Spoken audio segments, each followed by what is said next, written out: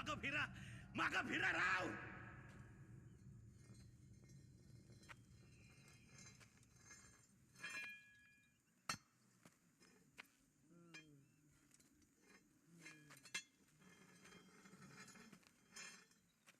पोर्तुगीजांनी बरोबर येळ साधली. त्यांच्या आह गोकणाऱ्या तोफांना मार्गशीर्षच सापडला. आज जर पाऊस असता तर त्यांच्या एका बी तोफेची बत्ती पेटली नसती. शंभूराजे, तुम्ही यायला नव्हतं पाहिजे. आमच्यासारखे लाख गेले तरी चालतील, पण तुमची स्वराज्याला गरज आहे. एवढं खिंडीत आपण कधीच नव्हतो सापडलो. आज इथं परिस्थिती फार हाताबाहेर गेली. आबासाहेबांनी जेव्हा रायरेश्वरावर स्वतःच्या रक्ताचा अभिषेक घातला होता, ते मुठभर मावळे घेऊन, तेव्हा तरी परिस्थिती कुठे आपल्या पाठीशी होती. परिस्थिती ही कायम मराठ्यांच्या विरोधातच उभी आहे. तरी त्या परिस्थितीच्या कंबरड्यात आपण लाथ घालायचीच. 2-2 वर्ष पाऊस नाही पडला तरी थंडीच्या दवावर ज्वारी बाजरी काढणारी जात आहे आपली. निसर्गाला नाही कधी जुमानला पोर्तुगीज काय. परिस्थिती जेवढी बिकट, मराठा तेवढाच तिखट. परिस्थिती हाताबाहेर जाणार याची मला कल्पना होतीच, म्हणून मी सोबत अशी गोष्ट आणली आहे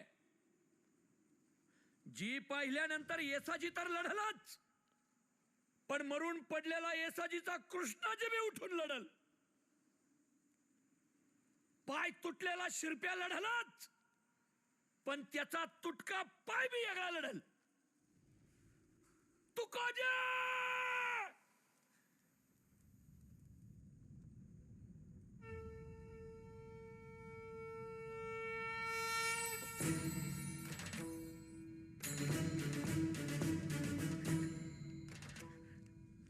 शंभूराजे, तुमची आणि थोरल्या महाराजांची शेवटची भेट नाही झाली तरी त्यांच्या ओठांवर शेवटपर्यंत तुमचंच नाव होतं. माझे शंभूराजे, माझे शंभूराजे,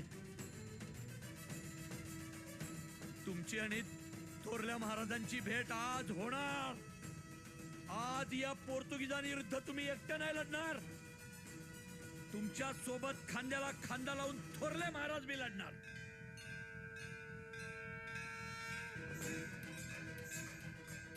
आज तुमची आणि थोरल्या महाराजांची भेट होऊ द्या. शंभूराजन 6 वर्ष झालं म्यानात होई भवानी. आज तिला पाना पोर्तुगीजांच्या रक्ताचं पाणी. स्वर्ग निर्मुली स्वर्गारोहण कसारो पुन्हा जन्मुनी महाराज बघतायत. महाराज आज तुमच्या सोबत आहेत. शंभूराज, हर हर हर हर हर हर हर हर. आबासाहेब,